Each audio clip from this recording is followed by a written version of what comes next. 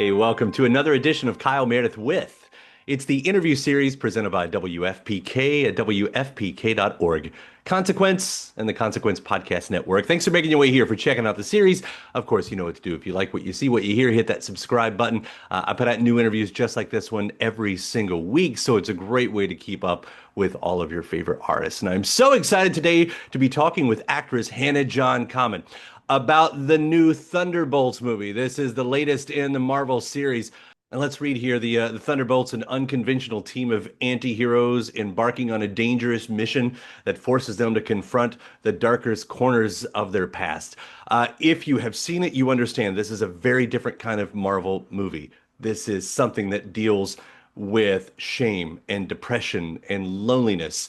It is a post-pandemic Marvel movie. It has got an incredible cast. Florence Pugh, Lewis Pullman, Wyatt Russell, David Harbour, Sebastian Stan, and of course Hannah John-Kamen, who returns as Ghost. We got to see her play Ghost in Ant-Man and the Wasp, and she grows up the character. So we get to talk about that. We get to talk about returning to the character. We get to talk about returning to the Marvel universe and what that is like, working with this team. But as I was talking about this kind of plot, what this story means, what this story is trying to tell, and how, again, it is different than maybe the older, maybe more typical stories that we had gotten from Marvel in the past. Of course, we're not going to get anything about the next Avengers Doomsday, but that doesn't mean I'm not going to try to ask about it. And we'll hear about her piano playing skills as well. All that and more. Let's jump into it. We're talking Thunderbolts. It's Kyle Meredith with Hannah John-Kamen. Hi, there you go. How are you? I'm doing well. How are you? I'm very well, thank you. You're probably in the middle of a bunch of madness at the moment, so I Yeah, expect. it's definitely been like this incredible whirlwind at the moment of Thunderbolts. I mean, it's really it's something. It's incredible. It's amazing. I mean, by it looks like all metrics, like you all have landed a success rate here. I mean, this is now one of the biggest movies in the world, and I saw it the other night. I went into it a little bit blind Uh-huh, good. and just blown away by the story and everything. So I, Yeah. I know you've heard this, but congratulations. It's really deserved for you guys. Thank you so much. Yeah, no, it's really it's a special Marvel movie. It really is. It's something. And we started this process a long time ago, and we really put, our emotional blood, sweat, and tears into it. And, Jake has really the passion piece, and just really seeing it, the response of this movie, because it's really meaningful one. And the response has been just outstanding and amazing. And I'm just very proud to be, yeah, part of this. Yeah. I mean, and to your point, a little bit what you're getting at there, the story, because that's what it's Yes. almost a little bit surprising when you figure out what kind of movie this is. Because, we know a bit of what we're going to get into in a Marvel movie, right? But like we understand the broad stroke, right? And then you like it feels like a few years ago, Marvel said, we've got to make a different type of movie. And it became something very personal. Like when Yes. we watched this movie, I read somewhere online, I think the best thing I read about this, it was like a one-line review. And it said, this is one of the most perfect post-pandemic movies that's been created so far. Oh, Because because it deals with loneliness, it deals with yeah. shame. It's a darker, more personal movie. I mean, like, how much of that did you all talk about? How much of that did you all like know that this was the direction going into it?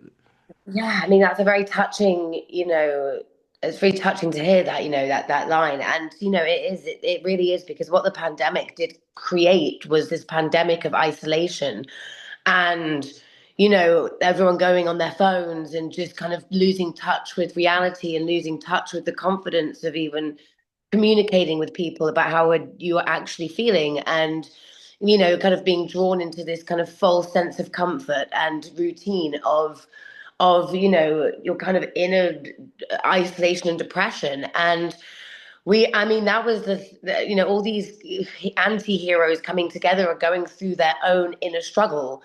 And what the beautiful thing about them coming together is that, yes, they are forced to come together, but at the same time they have something in common, and that is they've got stuff going on which is basically everybody in life. And you know, I think the message of this movie is, you know, the villain of this movie is within yourself, Mm.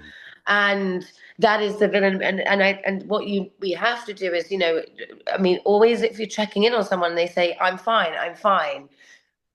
Maybe just ask again and check again if they're, you know, because our natural response is to go, "I'm fine, everything's great," and you know, it was a massive, massive theme about it, you know, in the movie, and we had to really, really all understand it. Even though Bob is the character that represents, you know, him and Elena, the struggle of it, but we're all dealing with it, and we Mm. all have to, you know, really touch in our own inner struggle to bring to the characters of what our characters are, you know, feeling. That's interesting that you say that in that way too, because usually when you get a group movie like this, like every superhero has their specialty, you know, Yeah, but the commonality, like there's the worst memory shots, like yeah. that everybody kind of comes. Although, am I remembering right? Like, did you shoot one? Did we not get one of you? No, we didn't get one of me. So basically, mine and Bucky's, you don't see ours. But my one that you know we're discussing, my one is gonna be. I think we should show a whole movie of what Ghost has been going through and what her whole gap has been. Mhm. But no, we only touched on Walker's briefly, and then we really go into Elena's. Mhm. But with Ghost, you know, she's definitely in the movie coming in at this angle of basically her guard is up and she's a lone survivor and she only depends on herself and she's, I mean, lonely, yes, and I think she doesn't think she's deserving of having a family or the idea of having anyone care about her or rely on her, and she doesn't rely on others either. So it's that letting that guard down and actually forgiving yourself and saying, I actually do deserve to have a community and a friendship and my family that I've chosen, you know? Mhm. So what was it like then? You get to come back to a character. You get to grow this character up. Some of it's on the scripts. What do you like? How much are you able to bring to it? Some of that Yeah. backstory? Yeah, it was amazing because I remember with Jake when we discussed Ghost, I said, you know, I actually didn't go back and watch Ant-Man and the Wasp for research or anything to go like, what was I do? Because at the end of the day, this is a whole different Ghost. It Mhm. is still the same Ghost, but different. And you know, she has complete control over herself, and her whole rhythm as a character is completely different. And she's got control of her body, she's got control of her power, and you know, I think she's actually scarier than more than ever. And you know, she's grown up. She hasn't got that naivety of making immature decisions based on survival. She's actually guided by a very decisive decision making when she comes in. Um, and yeah, it was different new suit, really cool. But Have you yeah, gotten very used to much. the helmet by now? It's such a cool helmet. Do you know what? That you could really see through that thing. It was amazing, like kind of like bicycle mesh. It was incredible. But yeah, just kind of it's been really nice to kind of have this different approach of Ghost and just kind of have this calm and this kind of different centered energy with her. Rather than like the frantic kind of flickering of her, you know, it's actually completely centered and mastered of exactly what and diagnosed where she's going and what she's doing, and yeah, it's fun because we've kind of found this kind of like sarcasm with ghosts. Mhm. It's So, British sarcasm. like, so when you came in though on Ant-Man, like, did you have any clue that you would get to continue the character, that there was going to be more story? Like, when did you get that call? Like, there's going to be more, and we're going to do so much more with her. I literally, well, I didn't die at the end of Ant-Man and the Wasp. So I was Always like, helpful. okay, this is great. And then I got the call because I also, when I did my research as well for Ghost, Ghost features a lot in the comic books of the Thunderbolts. So I basically was like, oh wow, this is a really, really cool comic book, like the kind of franchise of the Thunderbolts. I was like, this is really cool. I love the idea of this. And then I got the call saying they're making Thunderbolts. And I was like, no way. Yes. So I was so happy about that. And I was, yeah, Yeah. really excited. And I was like, this is brilliant. So when I got the call that they're doing this, I mean, I'm so proud to come back, but also come back in this particular movie and with these characters. You know, it's a special one. It really, really is, and I'm so honored to step back in the boots of Ghost, but in this particular one. You've already kind of answered this one a little bit, but I'd love to hear more. Like how do you play a ghost? You know, that kind of a thing. How does one play a ghost? Well, you know what? It was actually with the writing in Ant-Man and the Wasp was amazing because Peyton Reed and Paul Rudd, they really the character of Ava Starr. I mean, that's her name is Ava Starr, and her origin story, her background is it was so detailed and it was so tragic, and we really told that story, and her flickering, it was all about in Ant-Man and the Wasp, this kind of, the quantum energy of her and her being in that incubator, I guess, of where she's charging like a phone. But it was the problem was that she's in absolute deviant pain, and it's all she's flickering and then the way even physicality of all of that. I actually said I kind of want to walk like the Terminator through things. That's how she walks. Is because she can just like disappear. So she doesn't have to physically, maneuver herself in any way. She can just go, she can just go. And in this movie, yeah, I think there's a different posture with Ghost. There's a whole different, yeah, she's standing up very, very, very tall, and she's a bit more slower and, kind of a bit more snaky with how she moves, which is good. It's fun transition. And that's so cool to create those kind of little moments and then to see it, come to fruition. Like it's like writing a song in a lot of ways, you finally get to Yeah. hear that song at the end of it. Yes, You know, exactly. that's Yeah. Yeah, no, it's amazing. It's amazing. It's because that's the whole process as well. It's my favorite process of any character that I play is the creation of that character, the creating part, because you really are building this character, and the character is still building. mhm. So yeah, it's very, very, very fun to do that part of Yeah. it. Speaking of I mentioned song, do I remember reading right that you play piano? Do you still play piano? I play piano. I've got a piano, yes, in my house, and I mean, I think I'm a little rusty because I haven't, when I'm filming away, I don't really get off into kind of, I'm not at home. Mhm. But when I come back, I try and just like kind of, get my fingers, back on it again. I can sing, I can sing. Yeah. But yeah, no, I play piano. Do you write or do you mostly just play, I write songs. Yeah, I've written yeah. some songs. I've got a few in my catalog. I might be recording some soon. But yeah, See, I this is love. the face of me going, I know it's exciting. But yeah, I have a friend here in the UK who's won a Brit Award who wants to collaborate with me, so we might do a little thing. yeah, like might I do a might be thing or are One of, doing one it. of the Marvel characters that has a little singing career as well. Yeah, that's nice to have in your back pocket right there. I know I'm so interested. Yeah. I want to hear what this sounds like. Oh my goodness. Well, stay tuned. With the movie, of course, you've also got to mention this incredible cast. I mean, everybody is It's so in the incredible. pocket in these characters. And I know this type of movie can, I mean, I know it's a lot of work.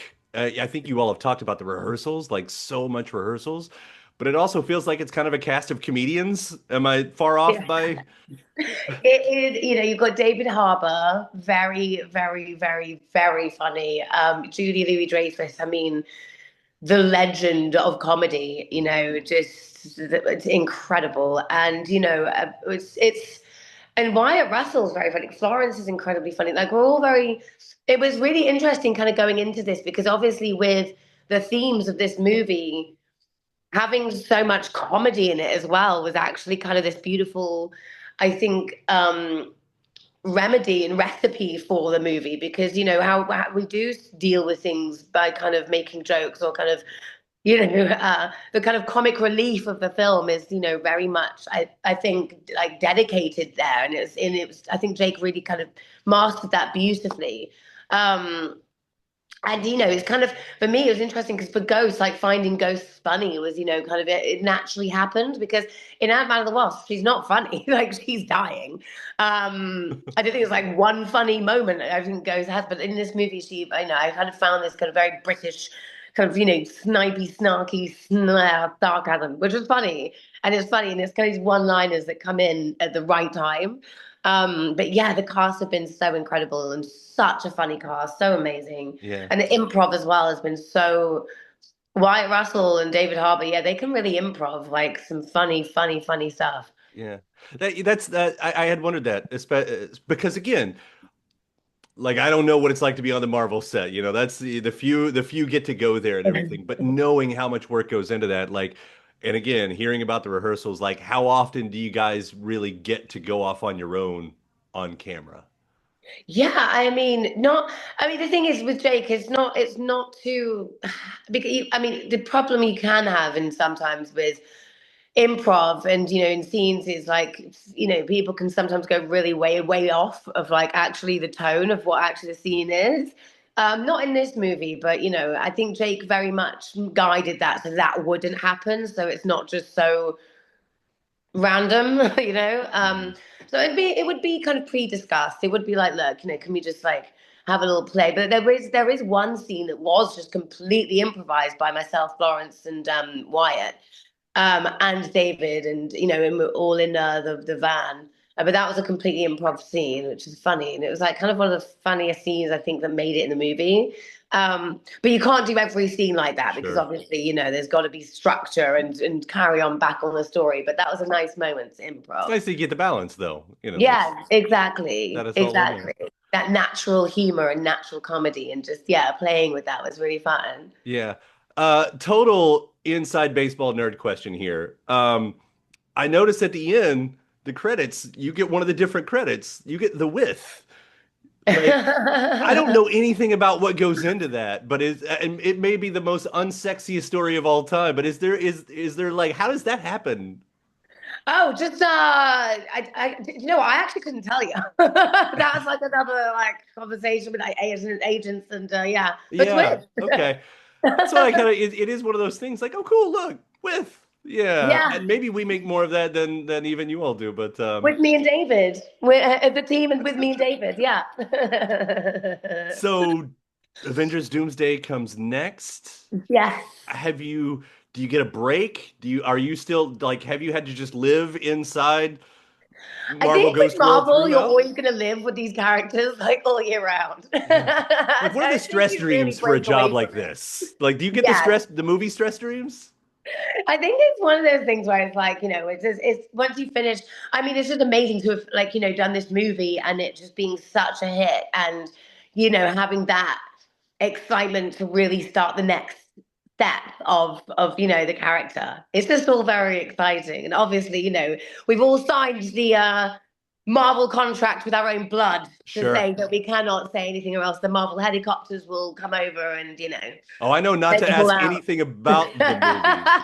But it is it's interesting because if you got to shoot something back to back, like I don't know, I mean, because this is such an interesting job psychologically, the Yes. idea of living inside of this other person for an elongated period of time, even if you're able to shut it off once they say cut, it's still this back and forth. So if you've got to like immediately jump into the other movie, like, does that mess with your mind a little bit? I think the idea, I think to be honest, at the moment, because it's what's more um kind of, like wow, is just the fact that Thunderbolts is everywhere. It's on every person, every poster, everywhere. And I think the hype is, really it's only just come out in movies. So regardless of whenever Avengers does start or whenever this finishes, it's in the world all year round because then it's going to go onto the TV. So, you know what I mean? So it's just the moment, just kind of step by step of, it just coming out, the excitement Mhm. of that. And yeah, very excited to play Ghost again. We're excited to see where you all take this. Yes. Especially just knowing that you're going to go from this really insanely cool group of cast to this insanely, humongous group of cast. Happy to have a seat at the table. Right. It's so impressive what you all pulled off with this story. And I mean that again, for it being such a personal story. Yes. This would have been a great movie, Marvel or not. And luckily, we also get the Marvel stamp on it. So Yeah. seriously, yeah. Congratulations on this one. Thank you so much. And like I love what you said as well. And it's storytelling, and that's what we do. And it's a touching story. And it really is a fly on the wall of really seeing these characters and that, them kind of these misfits kind of clumsily kind of fall in love with each other in this way of actually acceptance and forgiveness and redemption. And I think it's a really relatable movie. Yeah. It's not something where it's superheroes that you're aspiring to be. It's a movie where you relate and go, oh my gosh, that is exactly what I'm feeling. And that is actually heroic in itself, is to admit that. Yeah, perfectly said. Yeah. And you get to walk through walls. And I get to walk through walls. Hannah, thank you so much for taking the time to talk. It's been such a pleasure. Seriously. It's a pleasure to talk to you. Thank you so much. And thanks to my guest. Also, thanks to you for checking out the episode in the series. Before you get out of here, hit that subscribe button. Again, you get 3 brand new interviews every single week. New one every Monday, Wednesday, and Friday at right here on YouTube, or of course anywhere in podcast land, including iTunes, Apple Podcasts, Spotify, Podchaser, NPR, or WFPK.org as well. A great way to keep up with your favorite artists and discover new ones as well. Then after that, actually head over to WFPK.org. That's where I do a show Monday through Friday, 6 p.m. Eastern. It's an hour full of song premieres, music news, anniversary spins, bonus interviews, Monday through Friday, 6 p.m. Eastern at WFPK.org. Consequence has your music and film news. You can also find me on the social media spots, Facebook, Instagram, mostly on Twitter. All 3 of them, the address is at Kyle Meredith. Do hope you like and follow along. That does it for another edition. I'm Kyle Meredith. I'll see you next time.